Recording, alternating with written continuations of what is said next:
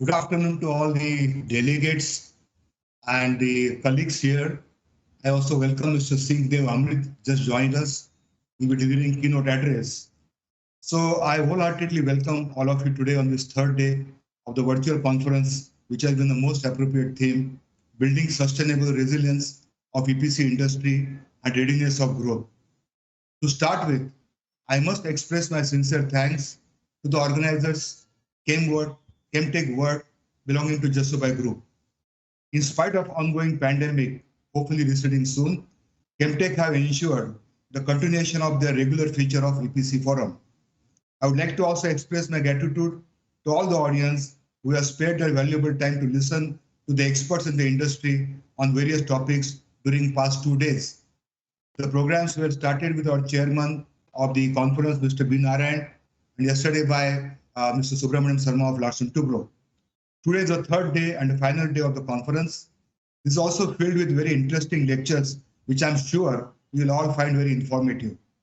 We have today, to start with after my speech, the keynote address within next 15 or 20 minutes on the topic, Transition Towards Green Hydrogen, Indian Perspective, by Mr. Amrut Singh Dev, who is the Senior Managing Director of FTI Consulting.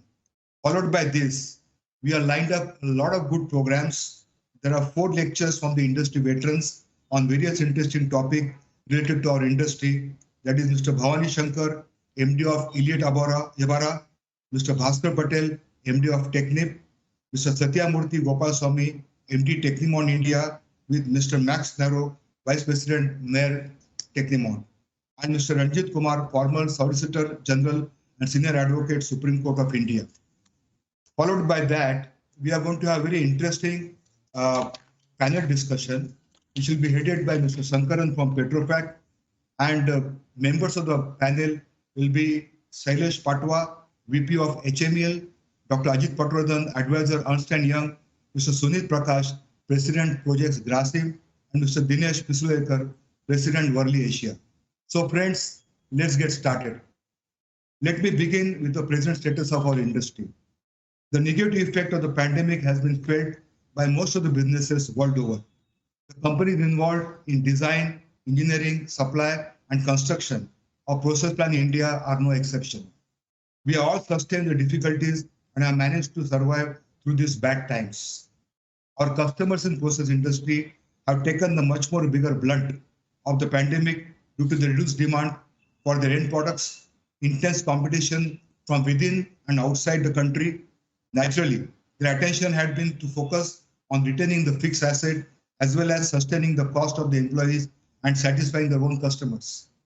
With the result, the new investments, say for the expansion of the existing plants or setting up the new grassroots plants, rather became secondary importance for our customers. But I must emphasize here at this platform that in spite of the pandemic, some of the public sector and private sector companies, customers, indeed went ahead with their planned projects and also went out of the way to help the EPC contractor, EPCM consultants, and suppliers of equipment and components, and especially the construction contractors at site who are supporting their project for the completion. Our industry is very much thankful to all these customers for their endeavors and help during the pandemic. As all of you know, the capital investment from the customer in the projects is the key for the survival and growth of the EPC industry.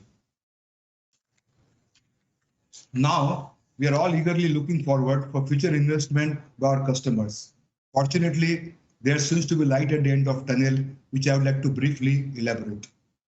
We find that several new investments are lined up in the field of oil refinery, petrochemicals, specialty chemicals, phosphatic fertilizer segment in the coming years. This will ensure good business potential and further growth of the EPC industry.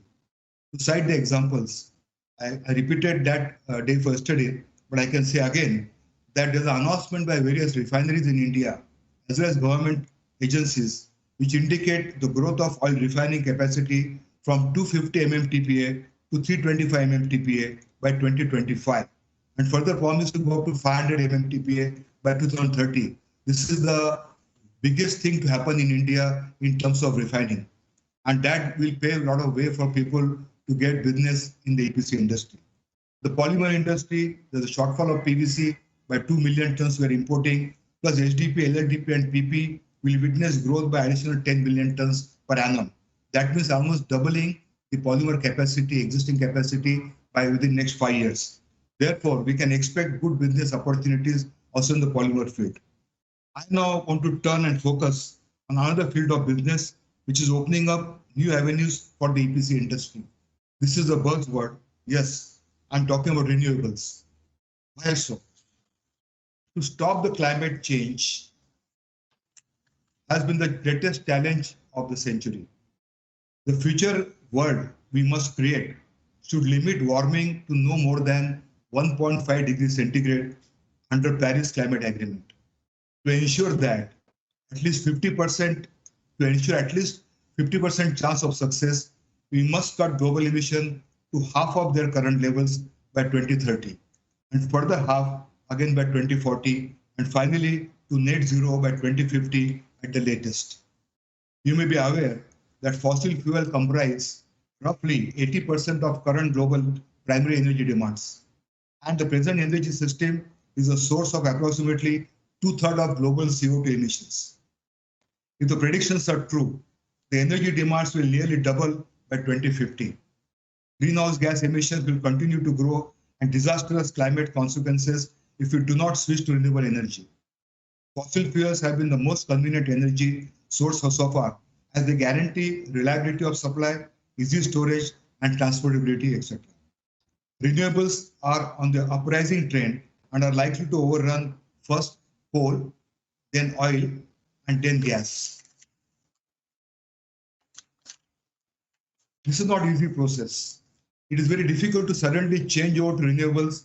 Like I mentioned earlier, the conventional fossil fuel contribute to as high as 80% of current global primary energy demands. Therefore, there will be slow phasing out of the existing source of energy and switching over to renewables during the next 3 to 4 decades. Therefore, in my opinion, the classical fossil fuel-based industry will continue to invest during coming years to meet the demands. But parallelly, the renewables-based business will start increasing till it finally takes over the fossil fuel-based industries. We will therefore be able to tap the business from both these segments. The renewables, that is termed as green technology, has also another second pillar, that is carbon capture, usage and storage. Now you can imagine the massive extent of changes required in the source of energy for cement, iron and steel, chemical production world over, as well as for carbon capture from the emissions of these industries. It is indeed a huge task.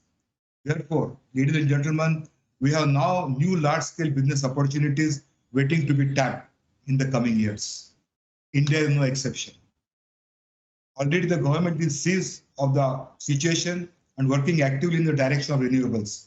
The government of India, in anticipation, has taken a lot of steps to tap the solar energy. As all of you may be aware, that 24% of our total capacity of 374 gigawatt energy comes from solar and wind power.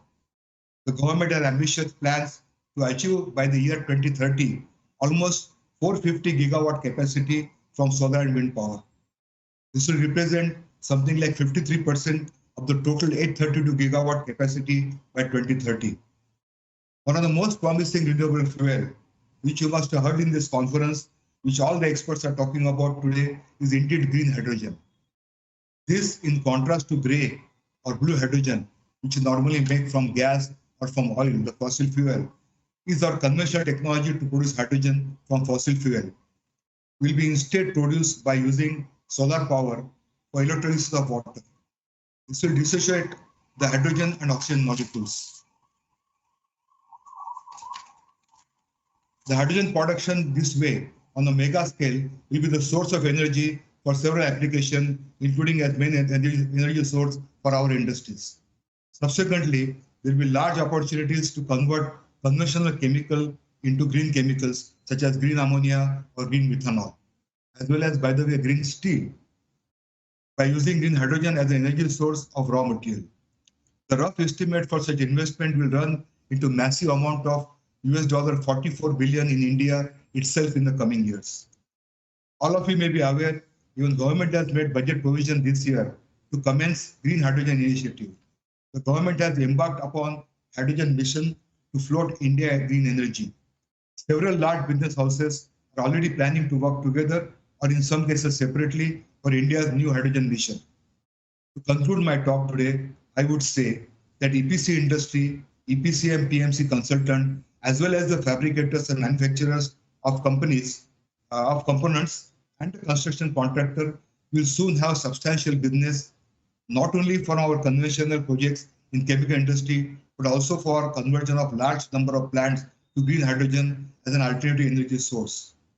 Today, we are very privileged to have with us Mr. Amrit Singh Dev, Senior Marketing Director, Strategic Communication Segment, FTI Consulting, to deliver the keynote address, Transition Towards Green Hydrogen, Indian Perspective. I welcome Mr. Dev.